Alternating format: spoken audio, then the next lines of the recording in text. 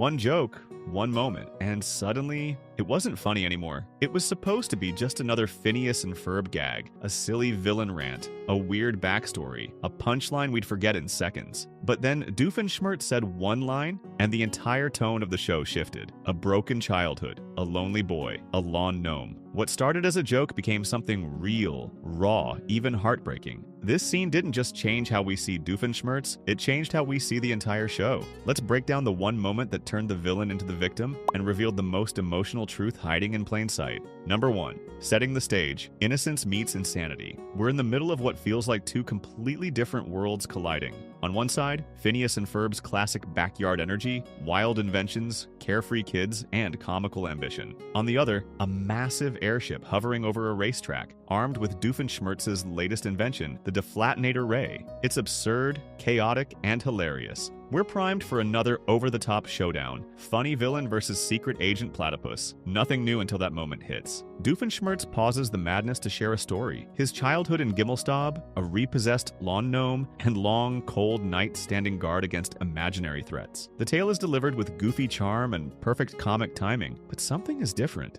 Beneath the silly accent and surreal visuals, there's a real sadness, loneliness. For the first time, Doof doesn't just feel like the villain, he feels like a person. And suddenly, the cartoon shifts. This isn't just comedy anymore, it's a character. Number 2. Beneath the gnome, dark roots, and a bright cartoon. Doofenshmirtz's origin monologue is hilarious at first glance. Back in Gimelstob, the lawn gnome was repossessed. It's ridiculous, dramatic, and plays exactly like a joke, something you'd expect from a cartoon villain who's always teetering on the edge of parody. But then, almost without warning, it pivots. From a tender age, I stood for hours, all through the cold night, my only companion was the moon. And suddenly, everything quiets down. The animation doesn't shift much, but the emotional register does. We're no longer laughing at the absurdity, we're feeling the weight. You start to picture it, a small boy with wide eyes, dressed in makeshift gnome clothes, abandoned outside in the dark, shivering as others play and laugh. His father never comes to check on him. No one notices, no one cares. Even his usual silly accent slips, just slightly like his guard's been lowered. The humor doesn't disappear, but it softens. What felt like a goofy backstory now feels like emotional exposure. The moment doesn't beg for sympathy. It doesn't need to, it earns it. The show trades scale for intimacy, and it lands with more honesty than most dramas ever attempt. It's not just a punchline, it's a wound, and it's unforgettable. Number 3. Humor as a mask. The unspeakable feeling behind every laugh. Cartoons love comedic villains. They're loud, eccentric, and easy to dismiss. But Doofenshmirtz, he's different. His madness is twined with deep insecurity. The lawn gnome rant is funny. His vendetta against witches is absurd. But underneath the comedy, there's something raw, a sadness that's harder to shake. This isn't random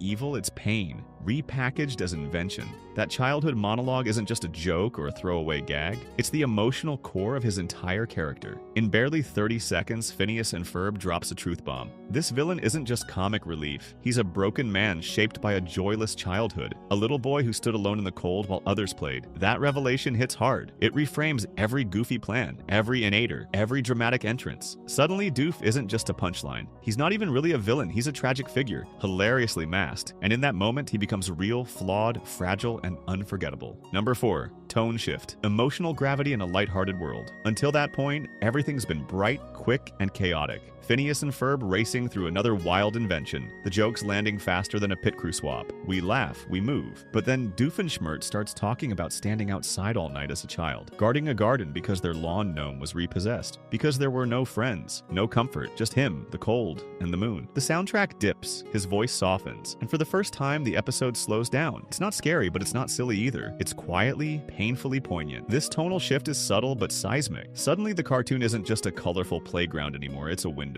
A reminder that even the most ridiculous villain might carry real scars. For Doof, every over-the-top scheme hides something simpler, a story of neglect and loneliness, and once you hear it, you can't unhear it. The show changes, and so does he. Number 5. Why that scene matters. The kindling for a complicated villain. Doofenshmirtz's gnome speech didn't just add backstory, it shifted the entire narrative lens through which we view him. After that moment, his failed evil plots stop feeling like random gags. They become cries for attention, desperate attempts to matter in a world that never really saw him. His self-deprecating jokes? They're not just humor, they're shields. Defense mechanisms from someone who learned long ago that it's safer to mock yourself before others can. Even his bizarre motives, like lawn gnome extermination, suddenly feel tragic rather than absurd. They're rooted in pain, in memory, in a boy who once stood in the cold, guarding a fruit garden with no one but the moon for company. company. In later episodes, we start noticing more. He's fumbling through breakups, building robots just to have someone to talk to, searching for affection in all the wrong places. And then it hits us. Doofenshmirtz isn't just the joke. He's been the heart of the show all along. Number 6. Structural echoes, how that scene shapes the show's rhythm. Every hero needs a mirror, and in Phineas and Ferb, Dr. Heinz Doofenshmirtz often plays that role for Phineas. On the surface, they're opposites. One's a joyful boy genius building roller coasters for fun. The other a self-proclaimed evil scientist inventing bizarre innators to achieve petty revenge. But look closer, and you'll see the parallel. Both are dreamers. Both are inventors. Both create larger-than-life solutions to their problems. The difference? Phineas builds from joy. Doofenshmirtz builds from emptiness. That quiet, oddly personal monologue about his childhood in episode 2, about standing in the cold to replace a repossessed lawn gnome, plants the emotional seed that the show draws from for seasons. It takes a character we laughed at and makes us feel for him. Suddenly, his failures aren't just funny, they're tragic. There's a reason he can never win, because what he really wants can't be built in a lab. And placing that moment so early in the show was brilliant. It sent a message. Yes, we have jokes, but also heart. Yes, we're bright and playful, but I am also aware of loneliness. That tonal balance is why Phineas and Ferb work so well. We come for the wild contraptions, the catchy music, the fast-paced fun, but we stay because something deeper pulls at us. Underneath the absurdity is a quiet empathy. For a man who never got a childhood like the one Phineas and Ferb are lucky to live every day, Doofenshmirtz is more than comic relief. He's a mirror reflecting what this show really values: joy, imagination, and the cost of growing up without them. Number 7. Emotional resonance, why fans remember it. Ask any longtime Phineas and Ferb fan, the Gimelstob speech hits harder the older you get. As a kid, you might laugh and skip past it, but as a teen or especially as an adult, you hear Doofenshmirtz describing his lonely childhood, standing outside in the cold, pretending to be a lawn gnome, and something just clicks. You go, oh, that's him. That's why he's like this. All that boom, all those innators. It's not just comedy, it's his barricade. That short monologue reframes everything. Suddenly, the ridiculous inventions, the evil monologues, the dramatic entrances, they're all coping mechanisms, ways to fill a void that was never acknowledged. That one speech doesn't just explain his behavior, it retroactively injects meaning into all the chaos we've already seen. His laugh becomes more layered, his failures feel more personal. Great writing does that. It takes a joke character and makes them human. In that moment,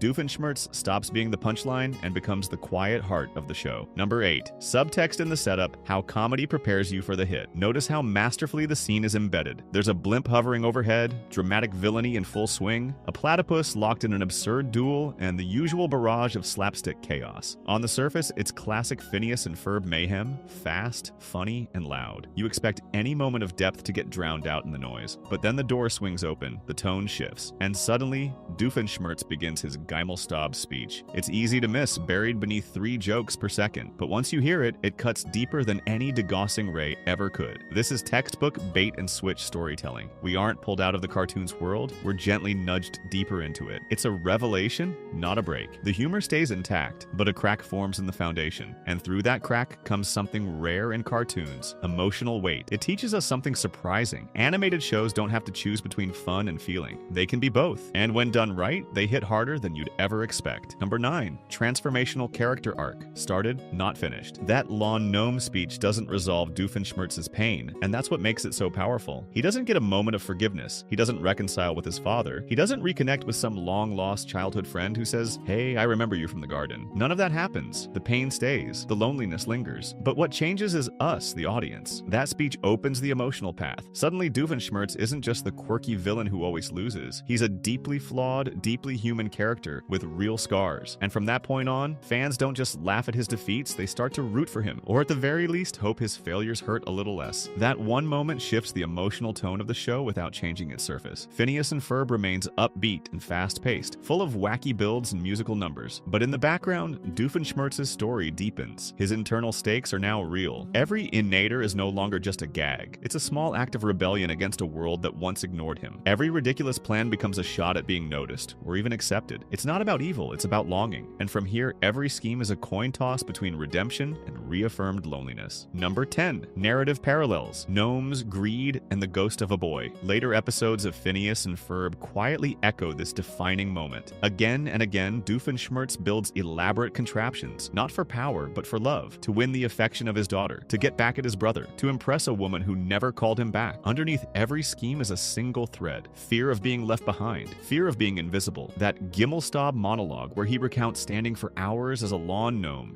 shivering under moonlight isn't just backstory, it becomes the emotional blueprint for everything that follows. Take his infamous line, "I will destroy every lawn gnome in the tri-state area." On first watch, it's ridiculous, classic cartoon villainy. But after the speech, that line lands differently. It's not just dastardly, it's grief. It's the voice of a wounded child who was once humiliated and made small, now lashing out in the only way he knows how, through big, loud chaos. That line becomes his scream into the void, and every laugh that follows that moment feels doubled. You still laugh, but now there's a quiet twinge behind it, a small ache. Because you know that behind the cape and gadgets, Doof is still that boy in the snow, waiting for someone to see him. This one scene changed Doofenshmirtz forever. What started as a joke became a glimpse into deep childhood trauma, and suddenly, the villain didn't feel like a villain at all. If this moment stuck with you too, let us know in the comments. Like, subscribe, and hit the bell for more hidden truths behind your favorite childhood show.